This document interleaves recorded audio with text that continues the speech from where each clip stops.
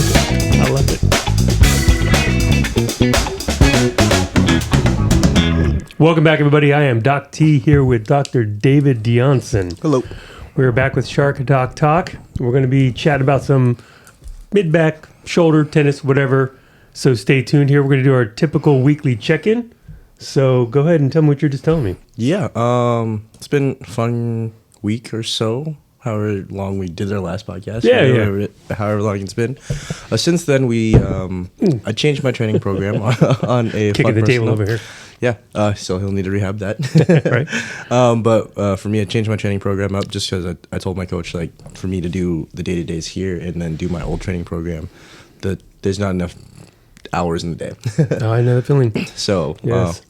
How we went about it was we just went more days but less time per each session, so it's around the same volume. But sometimes that means a lot of intense things overlap, like squatting and deadlifting on the same day. Oh.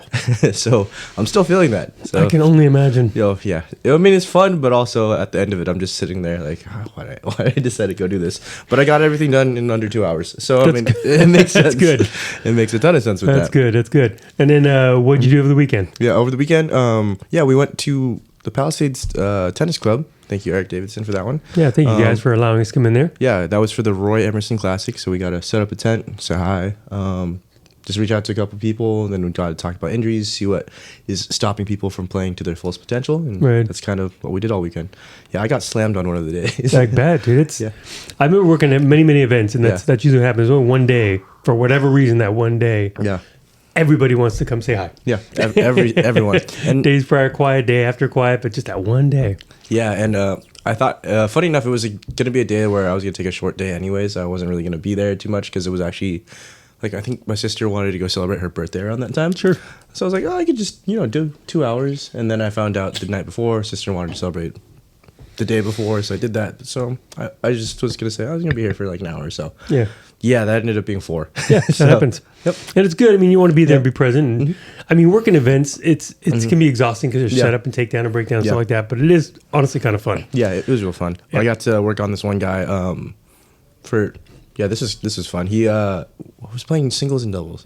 No, I think he was signed up for both. But on his singles match, he felt a pull in his forearm.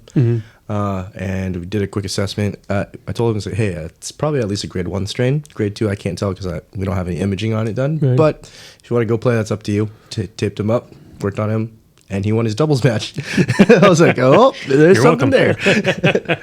Not saying it was me, but it was 100%. No, I've had many of those situations where your skill set is in the right place at the right time. Yeah. For them. And then you're able to help them get through whatever they got to do, which is great. The funniest part about that clinical decision just to go let him play was I asked him what he was planning to do after the tournament. He's like, I'm going to Asia for a month. I'm like, perfect, go. Yeah, he's got plenty of downtime. To go for it. If you're going to hurt yourself a little bit more, I mean, you're not playing for a month. Yeah. So give me a call when you get back and we'll fix you. Yep. Yeah, I love that. That's awesome. Cool. All right. Yeah. So things in the office going well then? Yeah, it's been busy. Been good busy. Just, I feel like I always got to do something. If I'm sitting there, I'm doing something wrong. That's what happens. You take over a business. Yes. Yeah. It's amazing how many little things pop up. And then you look like, I finished this list, but that's only 1 of 4. Yep. I've got more to do. Yeah, you saw my schedule yesterday because we were supposed to do something yesterday. Yeah. And I went, no, probably not. No, it's the transition is always challenging when you go from, kind of seeing some patients to doing this and working with other people. And then you're, I leave.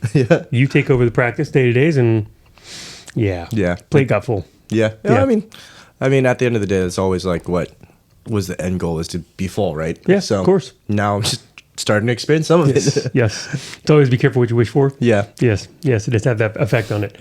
And it's funny because I get to follow up and look at everything, make sure everything is getting done or, filling all the dots or whatever like that. And it's still like, I had my computer yesterday for 4 hours.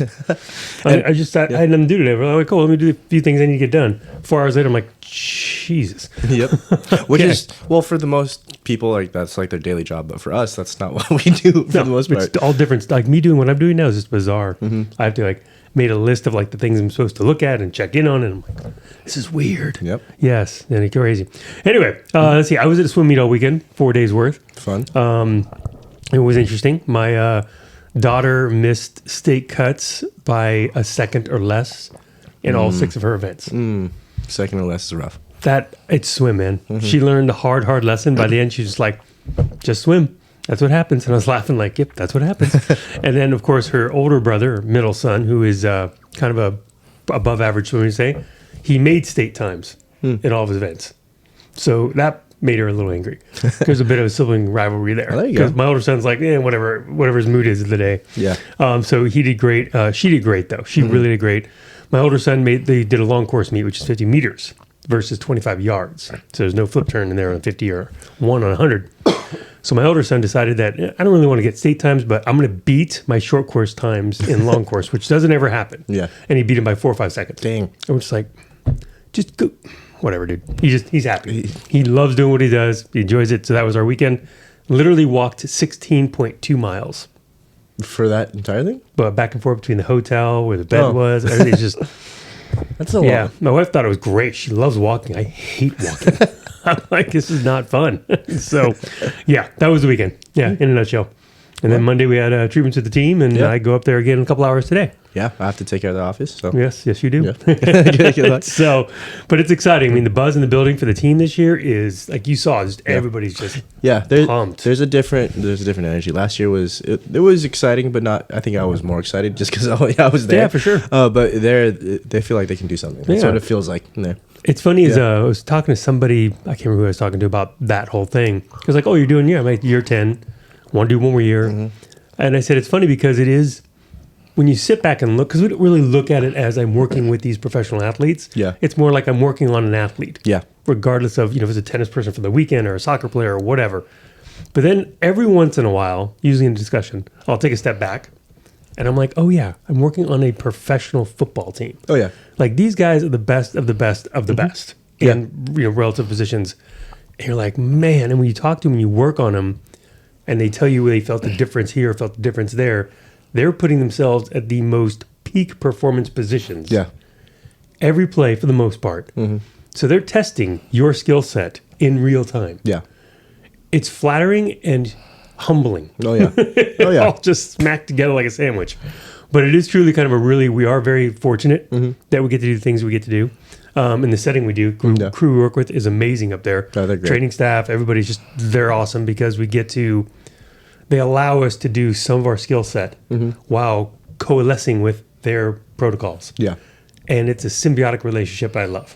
I love it. It's so much fun. So I was just thinking about that and I was like talking about it. I was like, wow, that really is cool. Oh yeah, it's 100% cool. Like I've told my parents like what I'm doing, and they're just like, oh yeah, who'd you work on? I'm like, technically I can't say anything. Not supposed like to I can't. But you've probably seen him on TV.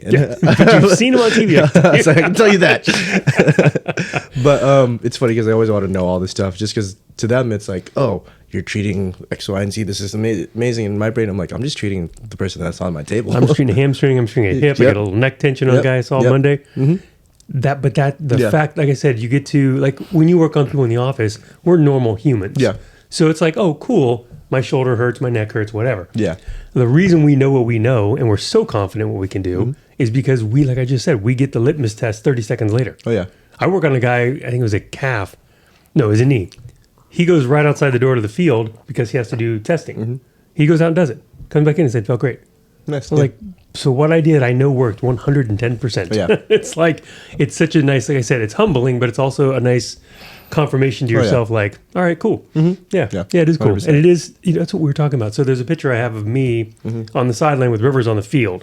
And it's just a picture of Rivers, but I'm behind him. And so I think a patient took it from the screenshot and like sent it to me. And I was like, God, I had Phillip Rivers I worked on, Antonio Gates who worked on, Melvin Gordon back the day, Matt LT. Like these people, like these are some of the best athletes in their position, right, in history. Oh yeah, well, like you'll throw those names out and people will be like, oh you worked on. I know who those people are. You know what I mean? And you're like, oh yeah, I worked on them. I mean, it's just like it's cool, but I'm never taking a second to take it in. It's more like, this is my responsibility. Oh, yeah. It's my job. Yeah. So I'm going to do my job. But that piece is cool. So anyway, that was a nice tangent. So yeah, that's check-in. Yeah. That's 15 minutes of a check-in. That's the longest check-in we've ever done. Yeah, I mean, it was a good check-in. Lots going on.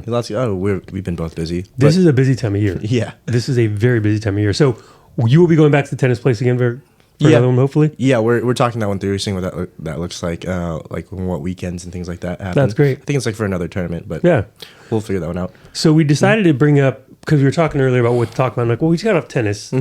let's talk about thoracic spine and shoulder. And I went back to our notes and stuff. We really haven't touched based on that one. Yeah. We've probably alluded to it back in the past here and there. So I thought, let's just do a dedicated little 30-minute section. So people out there, you got shoulder issues, mid-back issues, neck issues. This is definitely the podcast for you.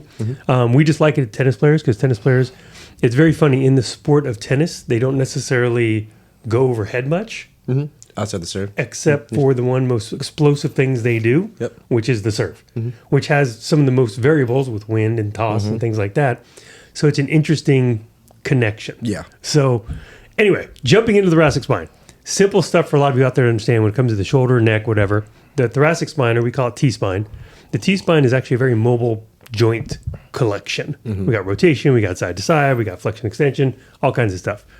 When most people have shoulder problems, we typically assess the thoracic spine too, and the core, because they all go together, rib cage, the whole nine.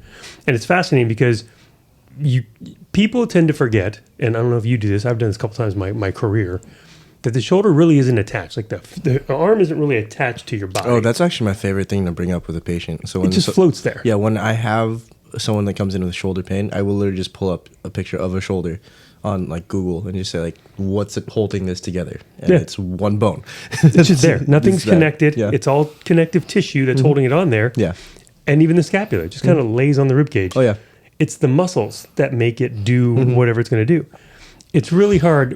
Actually, I'm going to do a talk about this, another a post on this one too with pictures. It's really hard to describe, but it kind of just sits in the socket like this. And for those out there listening and not seeing, I'm making a fist and my hand's going around it but not touching it. It's kind of just floating in there. Yep. And all that connective tissue keeps it attached. Yeah. And then to even hammer home that point, like although we're kind of making that C cup over that fist to show you guys, it's really more like a golf ball on a tee. That thing is really small. The connection, yeah. Everything else is holding it together. So it's not really that it has a deep socket. It's a very shallow socket. And everything else has to hold it together. Connective tissue does the rest. Yeah. And it's kind of fascinating. So when we're looking at your thoracic spine and shoulder and so forth, we're really trying to figure out which tissues make it a mess. And it may not be one, maybe a couple. And that's assuming, of course, there's no damage to any of the tissue in there, which most of us, we have ligament issues throughout our entire body. Yeah. That's usually the biggest problem. So when it comes to tennis, it's kind of funny because they toss the ball in the air, they hammer it as hard as they can. Everything else stays pretty much below shoulder. However, when you play any sport and you repetitively do the same motion over and over and over again, those muscles take a pounding, which makes the serve a little more challenging. Yep.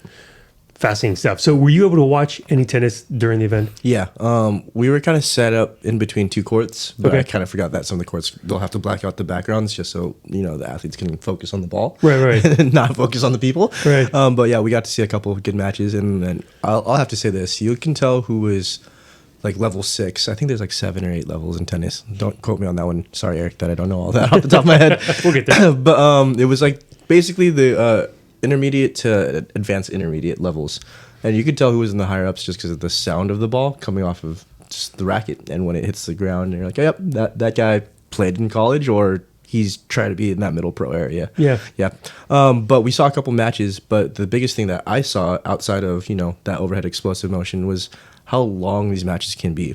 And that's usually when someone would get hurt. There was a couple singles. Yeah, these were single matches too, so that sucked. It was a single match that was like 3 hours. First thing in the morning. They started at 8 a.m., just got done at 11. So Wow. And yeah, they were hurting. So then guess who they came to? Us. Absolutely. Which is, again, why you're there. It's great. Yeah.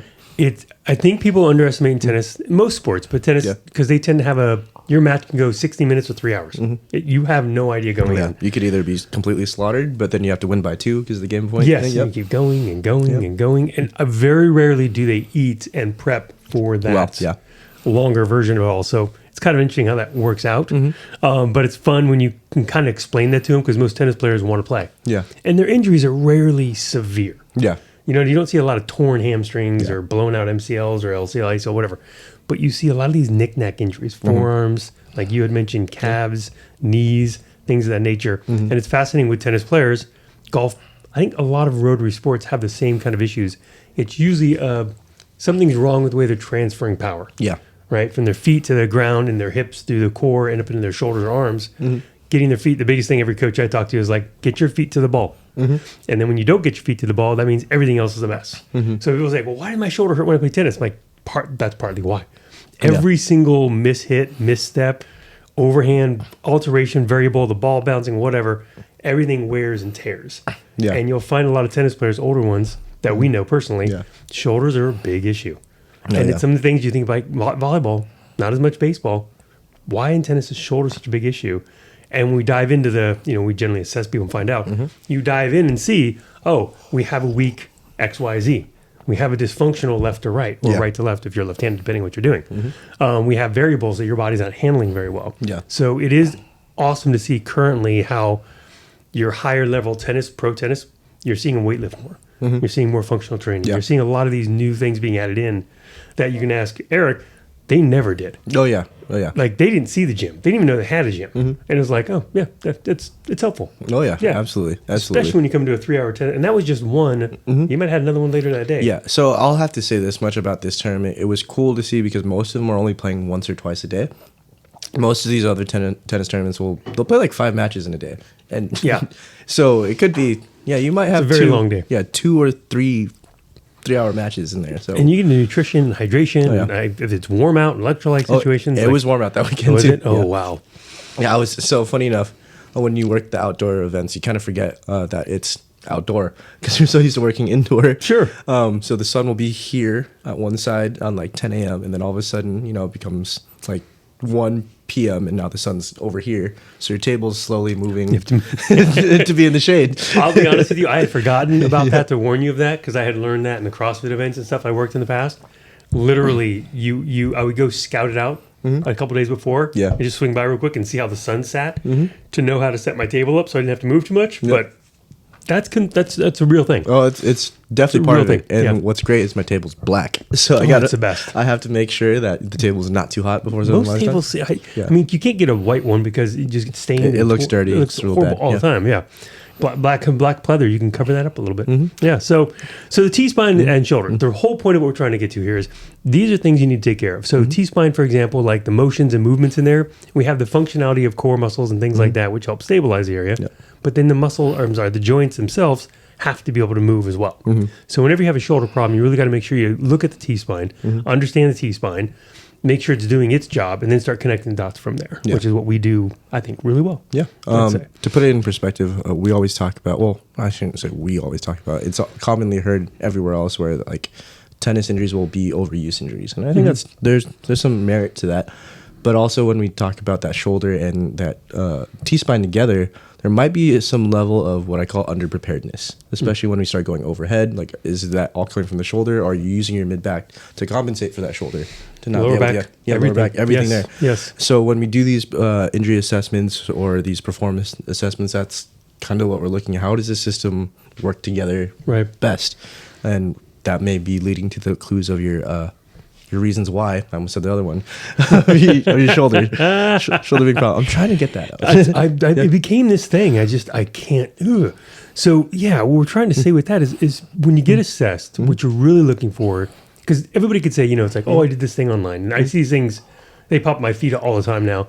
Take this questionnaire and find out why this and this and this. And I'm like, pros and cons. You can't. Yeah. It's not going to get there. It's not going to land the plane. You want to find out why this is going on. You have to have a human stare at you while you go through these motions. We basically put them through a stress test, right? We're stressing positions to find the breakdown. Yeah. By doing that, we then figure out this is why this is happening. And truly, every sport, like I love volleyball. I had to retire for many injuries and many other things I had to take care of, but I love volleyball. I know tennis players out there. We have patients that are tennis players. They will play through everything. You could tear your leg off and they're going to play. Oh, yeah. So we look at them going, okay, well then play without being hurt. And it's micro traumas. It's these little traumas that build up over tennis match after tennis match after tennis match. Yeah. And that usually lends to where we get these little breakdowns or pains or issues. Oh, yeah. With the players that played 3 hours, they're like, why am I hurting? I never hurt after a 3-hour match. I'm like, when was the last time you played a 3-hour match? Literally, yeah. At that level. Yeah. You gotta understand, like you're in it to win it, not buddies. Yeah, you're not just messing around on like a Tuesday night to go play 3 hours straight. And like, no, you're playing in a tournament. And that patient said, oh, yeah, it's been like 2 years. I'm like, that's why. Well, like you just changed your workout regime, right? Yep. You've been lifting weights for years. Yeah. You don't take breaks off. Yeah. But why is one alteration, one little thing? Like I switched mine up and I'm doing more gymnastics, but I'm doing more high reps. Oh, yeah. And doing some weighted ones to challenge myself. I've been benching push-ups, pull-ups, whatever for years. Why this one alteration, all of a sudden my shoulders hurt? Like, huh?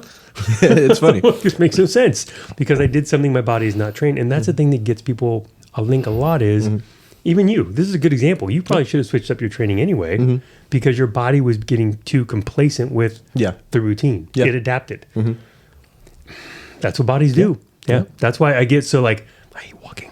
But it's like walk and get your steps in. I go, that's very good. I mean, you should be active, but your body adapts to something like that within a week. It's no longer really changing or like growing or getting better. It's just more efficient. Oh, yeah. You know? That's the biggest thing that the body will do, especially when you start talking about even like compensation patterns or anything like that. It gets efficient at doing one thing. It may not be the best thing for it to do, but it's efficient at doing that. Hence why we get the how the hell did you get here? Type of situations. It's the funniest thing because people like how I understand. And when you and I walk them through everything, they go, "Oh, that's right." Like that guy, he plays tennis probably 5-6 days a week, but he hasn't had a 3-hour match in a long time. Oh yeah. And I tell a lot of tennis players, I'm like, that's why you do gym training too. Like you can, they said, should I work out before or after? I said, you go work out before one way and then go play tennis. That way you're kind of pre-fatigued. So you're kind of feeling, we used to do this with CrossFit Endurance too a lot of times years ago. You could do like this pre-fatigue, then go play. Or you can play and then do weight training after to help the recovery. It's like, it just depends on what you need or what you want to do with it all. But it definitely has a place for you because your repetitive motions over and over and over again, your body's just getting more efficient at those motions too. Now your skill set might be going up for sure, but you're not necessarily getting stronger. You know what I mean? You're just better at hitting the ball, better at getting to the ball, hopefully. Move those feet. Move those feet, Scotty. You know what I'm talking about. It's one of the coaches we work with. And it's like, move the feet, move the feet, move the feet. Yes, please. Oh, yeah. So, and the other thing that we always forget too is a lot of people, when you come into our office, we're looking at you with a history of injuries. So you've had injuries in the past. Now you're just having the newest one, if not a repeat one. So we're also looking at not just the movement patterns and the correlations and the sport itself, but also how have you beaten yourself up in the past? Oh, yeah. You know? I guess, so my girlfriend plays a lot of tennis. She's been picking my brain on all of this too. And I'm still, I don't think I knew that. No, Okay. I thought I guess I didn't bring it up. I got the musician part. And I don't think I ever got the tennis part. That was like her high school sport, and she still plays. So I think you told me high school, but I shouldn't have. Okay, fair enough. Keep going. Yeah, so she's a part of like a couple leagues here. Or just one league? I don't know anymore. I think you're going to make her good. I have to. Apparently. You're going to make her good? So she often asks me, like, what are a couple things that I can do to protect my body and also just be better at the sport? If she were to ask you that, right? Or if someone were to ask you that you haven't seen them, what are a couple general ideas that you would give them? Oh, shoot, that's easy. Right off the bat. Elasticity. Like right off the bat. So I have someone like that. We're going imbalance and breathing. And having them all work together. I actually just talked to a player about this. It was their foot, but same premise. Because your body has to be able to absorb the stress. It's not putting out the effort that counts. It's absorbing the effort that matters, right? So someone like that, she has a history of playing, so her ability is high enough that she's dangerous. If she hasn't been going to the gym, then she has to add something in there just to get her tendons and her ligaments stronger, right? Rib cage positioning and core work, always very, very important with breathing. I think the one thing a lot of clinicians really kind of skip over it's the breathing part, is the breathing connection and what that actually looks like. But that's my, like, if I'm at an event, that's the first thing off the top of my head. Oh, yeah. I always think the rib position and breathing when it comes to the shoulder issues, because it's easy to kind of like, bear down and try to move more weight when you're not breathing. Overswing. And overswing it. So I think I've talked about that. If I haven't talked about that with you, I'm so sorry. We'll get there. Yeah, we'll get there. That's why we have we're doing this just for you. Yeah, exactly. Just for you. The other one that I think a lot of them forget is got to work on some of that back muscle, especially the posterior shoulder areas. The back muscles, nobody... It's funny, people come in, I do classes at my gym, like, what pulling do you do? What do you mean? Pulling, ring rows, pull-ups, bend over, something. Anything. And like, oh, we don't really do that. We do a lot of pushes, push-ups, and lunges. Which is fine for force production. It's exactly, you're missing some pieces. Yes. But athletically, when we talk about anything like that, That's a good way to put it. Yeah, we think about it as even just baseball players that have started to finally figured this part out is they'll work on the back part of the shoulder because their arm is going 100 miles per hour. Something's got to slow it down. Now tennis, you're going to hit that ball over 100 miles per hour, especially at the higher levels, and now you have a racket in front of you, so that stress 2.5 feet. That stress on that shoulder is a lot more than you realize, so you have to be able to slow that bad boy down. So and absorb the hit. Now, even though it's a tennis ball, the amount of force, especially so a lever arm is like how far my hand is from my shoulder, right? Now I have a tennis racket in that hand. Now I'm even further from that. So we're like 3 feet away. That shoulder has got to be nice, packed and tight naturally. Yeah. Otherwise, the shoulder absorbs it, and the ligaments take the brunt of it. So, and then slowing it down is the next thing too, especially on a serve. Yep. So we're tying it all back together, baby. It's just the way it is. Yep. And it's fat. When I was younger, Doc, kind of like you, maybe a little younger, and I didn't have the advantage of somebody to help me out, a mentor wise. I had to pick these sports apart on my own when I was talking to people. So I'd watch hours of things, and it occurred to me, I'm like, okay, so they don't go overhead. A bunch. Yeah. And if you're not serving, if the guy's serving, you're not going overhead for like 20 minutes. Yeah. Unless there's, like one a smash, ball, overhead but smash. that's not going to happen much, right? And I was like, oh, that's crazy. And then all of a sudden, you're going to get there and just hammer 120 mile an hour serve. Yeah. It's going to cause some damage if you're missing something. Yeah. And then do that for 3 hours. Yeah. Oh, 3 hours is... Did I ever tell the story? We're going to end this. We're going to end this real quick, but the thoracic spine, the shoulder, this is the stuff you got to focus on. Consider the movement patterns of the shoulder and the thoracic spine itself. Mobility in the T-spine, not the shoulder.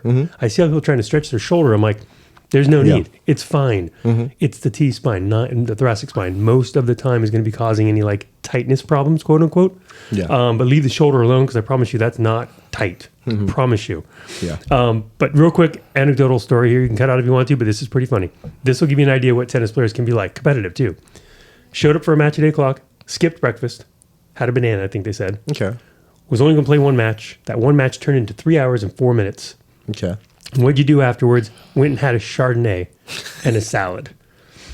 And I was like, that's not enough food. She goes, yeah, I didn't feel real good that night either. Not because I drank too much. I only had the one, but I felt like I was like, my body broke down. I'm like, because it did. Oh, yeah. It did. So it's like, yeah, that's the downside of social sport. Like you're lifting weights. There's social components. Oh, there is. Yo, we're talking about a crap. Yeah, but you're basically lifting. Yeah. And then you're going to go eat. Yeah. Oh, yeah. They finished the social component, going right back to another social component. And then, so it was an interesting story. Oh, yeah. The best thing about my group of friends, funny enough, my coach is in town, so we hung out. That's awesome. Anyways, what we used to do when we go lift together was we'd always schedule something to go eat afterwards, like with all of us. Smart, yeah. So we'd always have fun. So it was always our week, our big splurge day. And like we're just gonna go out, we're gonna go eat, catch up on life, and see how everyone's doing. But yeah, those social components are important. But we were eating. Yeah, like we scared a couple of Korean barbecue waiters. Oh, can't. that was. I've done that myself with some of my buddies. Yeah. You walk in and they're like, oh, geez. Yeah, and then the best part, my coach at that point was just like, how much can we get?